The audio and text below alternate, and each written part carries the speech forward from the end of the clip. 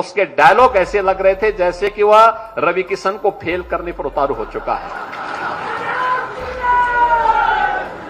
उसके डायलॉग रवि किशन के डायलॉग से मजबूत दिखाई दे रहे थे, क्योंकि वो जमीन पे काम कर रहा है और जमीन पे काम करते हुए उसने जो बातें यहां पर कही कि देखिए मैंने ऐसे करके इस पैसे का उपयोग किया। अपने गाने की वजह से मैंने ये तो किया है कि इंडिया ही नहीं खेसारी लाल अपने भाषा को विदेश में बजवा दिया है।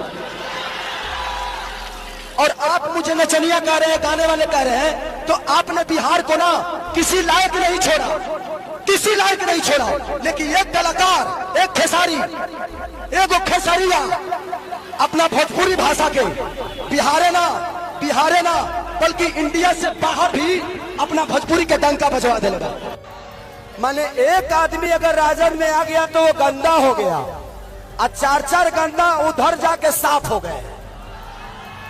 रवि भैया को एक बात कहना चाहता हूं कि रवि भैया, राम के बारे में आपने जितना गाना नहीं गाया होगा खेसारी गाया होगा। हम राम के विरोधी नहीं हैं, आपके विचारधारा के विरोधी हैं। प्लीज आप सब सवाल जरूर करना कि भाई बात करनी है तो रोजगार पे बात करो, हिंदू मुसलमान पे नहीं।